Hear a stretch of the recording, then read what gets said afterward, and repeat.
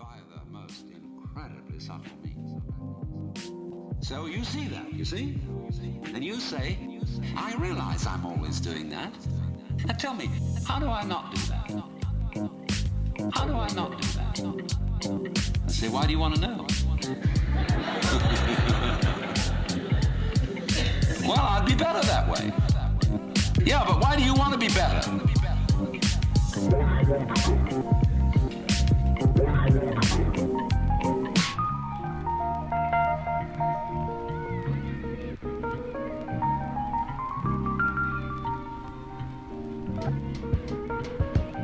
You see, the reason you want to be better is the reason why you aren't. We aren't better because we want to be. Because the road to hell is paved with good intentions. Because all the do-gooders in the world, whether they're doing good for others or doing it for themselves, are troublemakers. Troublemakers. On the basis of kindly let me help you or you'll drown, said the monkey, putting the fish safely up a tree. Kindly let me help you or you'll drown, said the monkey, putting the fish safely up a tree. Kindly let me help you or you'll drown, said the monkey, putting the fish safely up a tree. Kindly let me help you or you'll drown, said the monkey, putting the fish safely up a tree.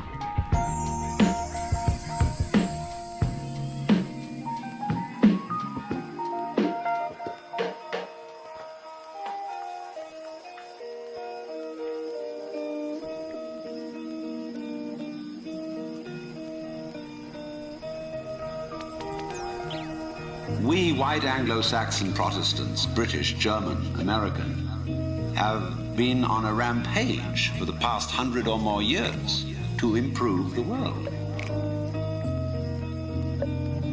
To improve the world. We have given the benefits of our culture, our religion, our technology to everybody, except perhaps the Australian Aborigines. And we have insisted that they receive the benefits of our culture, even our political styles, our democracy. You'd better be democratic, or we'll shoot you. And having conferred these blessings all over the place, we wonder why everybody hates us. See, because sometimes doing good to others, and even doing good to oneself, is amazingly destructive. Because it's full of conceit. How do you know what's good for other people? How do you know what's good for you? If you say you want to improve, then you ought to know what's good for you. But obviously you don't. Because if you did, you would be improved. So we don't know. It's like the problem of geneticists, which they face today. I went to a meeting of geneticists not so long ago where they gathered in a group of philosophers and theologians and said, now look here, we need help.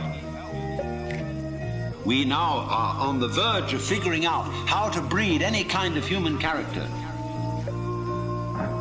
we would want to have. We can give you saints, philosophers, scientists, great politicians, anything you want. Just tell us, what kind of human beings ought we to breed? So I said, how will those of us who are genetically unregenerate make up our minds what genetically generate people might be? Because I'm afraid very much that our selection of virtues may not work. It may be like, for example, this new kind of high-yield grain, which is becoming ecologically destructive. Well, when we interfere with the processes of nature and breed efficient plants and efficient animals, there's always some way in which we have to pay for it. And I can well see that eugenically produced human beings might be dreadful. We could have a plague of virtuous people. Do you realize that? Do you realize that? Any animal considered in itself is virtuous. It does its thing. But in crowds, they're awful. like a crowd of ants or locusts on the rampage. They're all perfectly good animals, but it's just too much. I could imagine a perfectly pestiferous mass of 1 million saints.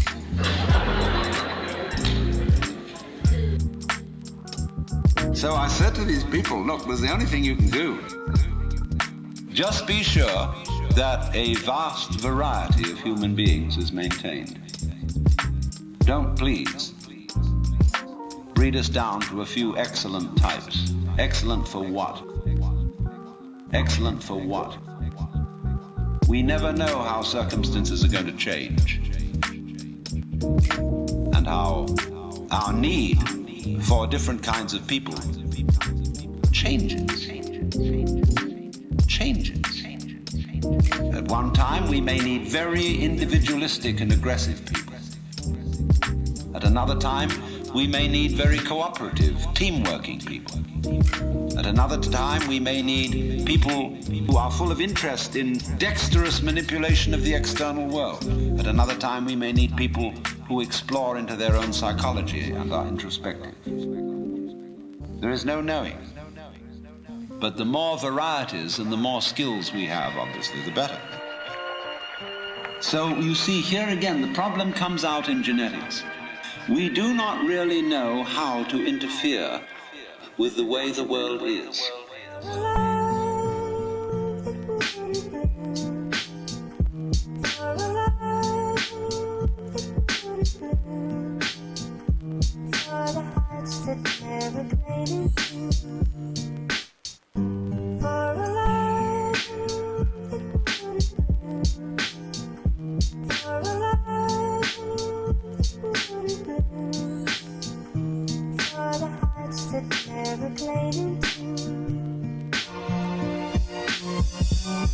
The way the world actually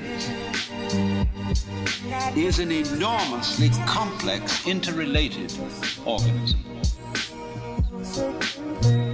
The same problem arises in medicine because the body is a very complexly interrelated organism.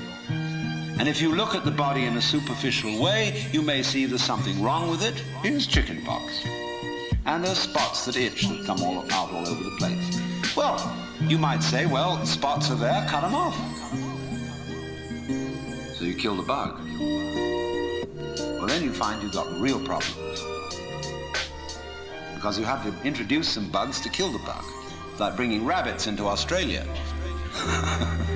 And that starts going all over the place and getting out of hand. But then you think, well, now wait a minute. It wasn't the bugs in the blood. There are bugs all over the place. What was wrong with this person that his blood system suddenly became vulnerable to those particular bugs? His resistance wasn't up. Therefore, what you should have given him was not an antibiotic, but vitamins. Okay, so we're going to build up his resistance. But resistance to what? You may build up resistance to this and this and this class of bugs, but then there's another one that loves that situation. It comes right in. See, we always look at the human being medically in bits and pieces. Because we have heart specialists, lung specialists, bone specialists, nerve specialists, and so on. And so on. And they each see the human being from their point of view. There are a few generalists, but they realize the human body is so complicated that no one mind can understand it. And furthermore, supposing we do succeed in healing all these people of their diseases, what do we then do about the population problem? I mean, we've stopped cholera, the black bubonic plague, we're getting the better of tuberculosis, we may fix cancer and heart disease. Then what will people die of? Well, let us go on living. There'll be enormous quantities of us. Then we have to fix this birth thing. Pills for everybody. Then we find what are the effects, the side effects of those pills? What are the psychological effects upon men and women of not breeding children in the usual way? We don't know. We don't know. We don't know. We don't know. What seems a good thing today turns out tomorrow to have been a disaster. What seemed in the moral and spiritual sphere too, like great virtues in times past, are easily seen today as hideous evils. Let's take, for example, the Inquisition. In its own day, among Catholics, the Holy Inquisition was regarded as we today regard the practice of psychiatry. You see, you feel that in curing a person of cancer, almost anything is justified. The most complex operation, the most weird surgery. People suspended for days and days on end the end of tubes with X-ray penetration, burning. Or people undergoing shock treatment. People locked in the colorless, monotonous corridors of mental institutions. In all good faith, they knew that witchcraft and heresy were terrible things. Awful plagues, imperiling people's souls forever and ever. So any means were justified to cure people of heresy. We don't change. We don't change. We're doing the same thing today, but under different names. We can look back at those people and see how evil that was, but we can't see it in ourselves. So therefore, beware